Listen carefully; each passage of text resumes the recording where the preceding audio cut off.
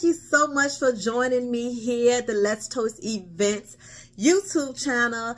My name is Keandria Pollard, but I go by Kiki by the people who know me. And y'all know me. We all family here, right? Okay, so you can call me Kiki. I am a wedding planner, experience chaos coordinator. That's a story for another time. Wedding officiant and marriage resource company here in the city of Richmond in the state of Virginia. Today I'm here to talk to you about marriage license. I'm here to talk to you about marriage license, how to get them, where you get them from, what do you need to get the marriage license, how long does it take to get back, all that good stuff in regards to marriage license. So before we go any further, can you please like and follow my page? I am trying to grow it, please. And also, you can follow me, Let's Toast Events, on all other social media platforms, Instagram, Facebook, TikTok. I am trying to grow. I'm trying to do better in posting a little bit more often. So, without further ado, let's talk about marriage license. So, how do you get a marriage license? Let me preface this video by saying everything that I'm saying today is for the state of Virginia. It is only for the state of Virginia. I'm sure other states probably have the same laws and rules, but I am granted the rights to marry people in the state of Virginia only. So I know the criteria here in the state of Virginia. It's not just from a different city or different counties in Virginia. It's the whole state goes by these same laws. Marriage license, all that stuff is by the state, not by the city or your county or towns or anything like that. It's the state. So how do you get your marriage license here in the state of Virginia? A lot of courthouses allow you to start the process online. Again, I'm here in Richmond, Virginia, so I am very familiar with Richmond, Chesterfield, and Henrico. So you will hear me referencing those states a whole lot more. Those counties and cities a whole lot more when talking about this, because I use them a whole lot.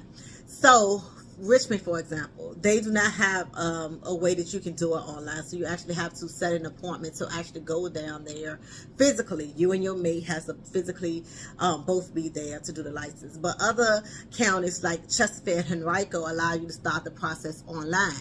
Nonetheless, you still have to be present to actually get a copy of your license, to actually fill the application out to get the copy of your license.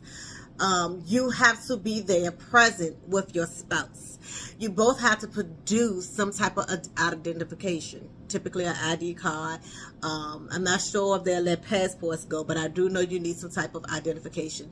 You do not need witnesses. You do not need blood samples. You don't need any of that thing. Sometimes, depending on which courthouse you use, if you have been married before, you do need a copy of your divorce decree. But typically, say for instance, this is your first time going to get married, you and your spouse both need to be present. Y'all will go down there to the courthouse. You will show your ID. You will have to pay a fee. The fee is typically $30-something. Let's say between $30 and $35 typically. You would pay that fee and they will give you your license. This is what the license will look like. Typically, like seriously, this is what it look like. It has a lot of information on here. If you see, it's the Commonwealth of Virginia up the top. So what it says, you're going to have your name, of course, date of birth, your social security number. For some reason, they want to know what's your level of education. I don't know the relevance of that. And also they want to know your parents' name prior to getting married. So like your mom, typically if your mom changed the last name, they want to know your mom's maiden name, things like that. So you would get a copy that looks like this. It's going to be 2 of them. So what you, that is what the license and stuff going to look like. A lot of courthouses, what they do is might give you a little package. It might have a little information on it about how do you, I can't think of it at the top of my head, but they have like little flyers in there about blood, something about like if you want to do something with blood, how you, something along the lines. I can't remember exactly what it was, but Chesterfield has a thick packet that you get. Henrico, typically they'll just have something like this. Then you get your license, 2 copies of these, certificate, and they'll have it together with like a paper clip. You will present all that, and sometimes they have like a small little example of what it looks like, what your officiant should do when they fill your license out. So what you do is after you get married, you go to your officiant, you get married. The officiant will then fill this out down the bottom. Down the bottom, it's going to be your officiant's information. It's going to be like I'm an officiant, so I have to put like the date that you got married, my name, my address, and what year I was granted the rights and through what city or state. City or state, because if you are, I have the rights here in Virginia to do it, but a lot of times if you through the church, then you can kind of do it in different states. That it's not the same if it's doing the courts versus doing the church. It's a little different. So I'm gonna talk about civil celebrants. Okay, so let me tell you, it's a difference. People use the term license and they use the term certificate interchangeably, but they are two totally different things.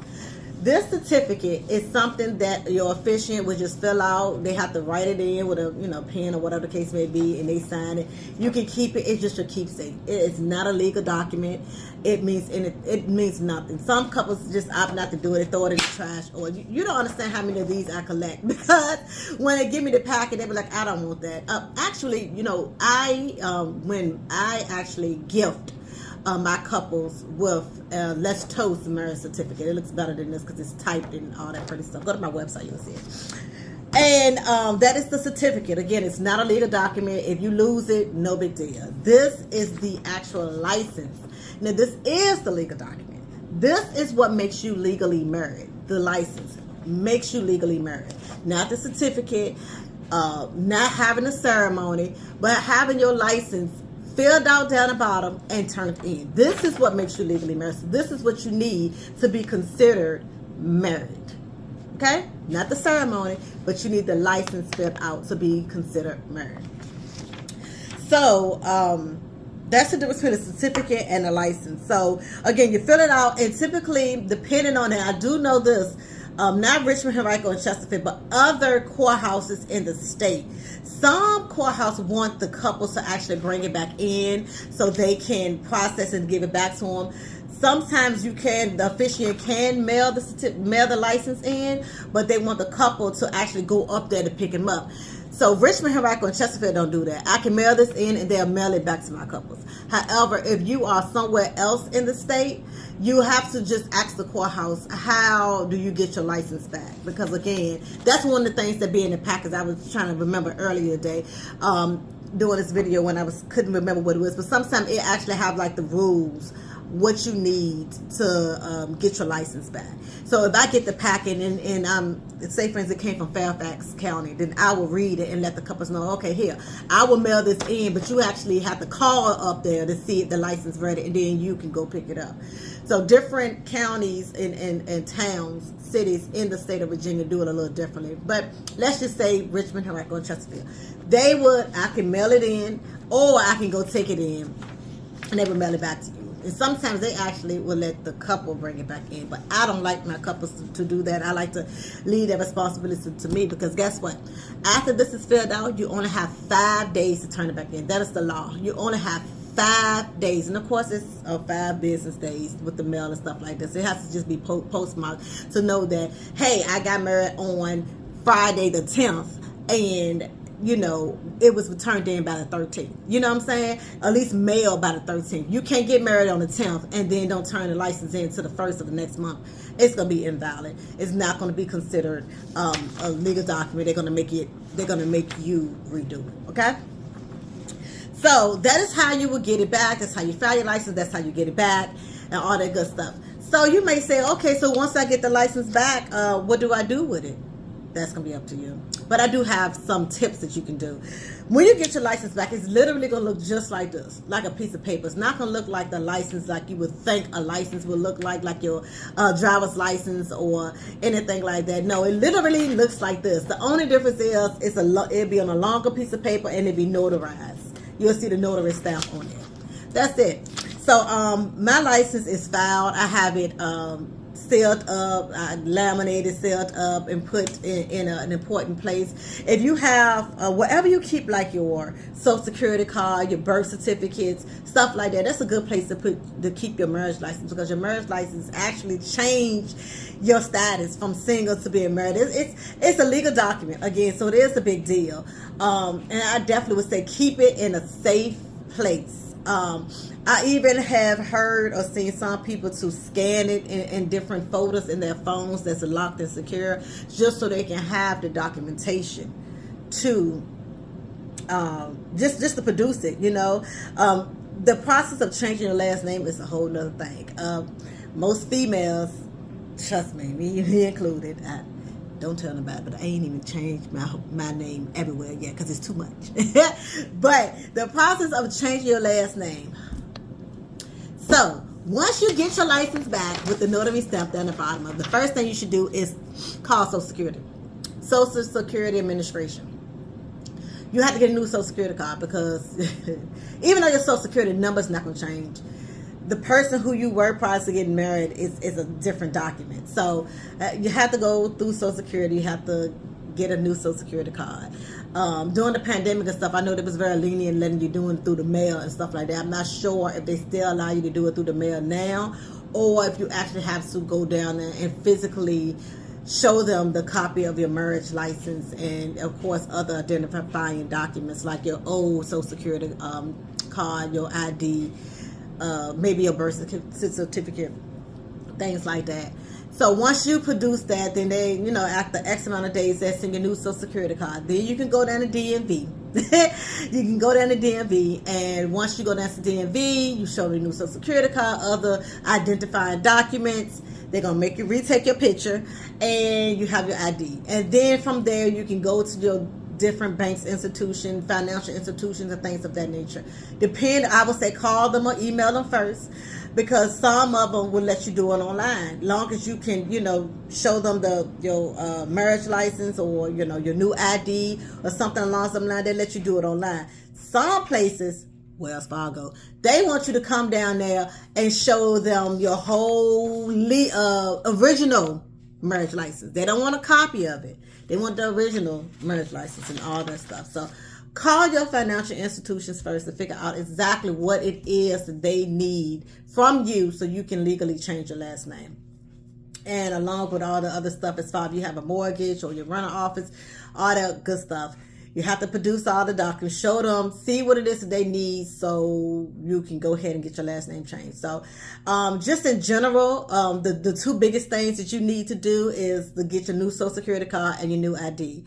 To do so, go to Social Security Administration, call them to see if you can do it online, or you can look it up online actually, see if you are still able to do it online. Or is this something you need to make an appointment and go down there with your identifying documents to change your last name? After Social Security Administration, then you can go to DMV, and you're done the big things. And then you have to do all the tedious work of like a doctor's office and all that other type of stuff, to let them know like, hey, my last name has changed. So I hope this information is very, very helpful for you all. Just a brief recap. In order to get your marriage license, you and your significant other, your spouse, your fiance, have to go to the courthouse with your ID and the payment. If you were married before, you may want to just bring your divorce decree, just in case, depending on what courthouse you use. Ask. After you get your marriage license, they're going to give you 2 copies of the actual license. And a lot of times they give you certificates. Some courthouses do not give you certificates, because, again, which one is a legal document? The license.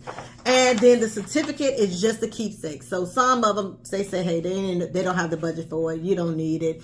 Print a piece of paper off and get somebody to sign it if that's what you want.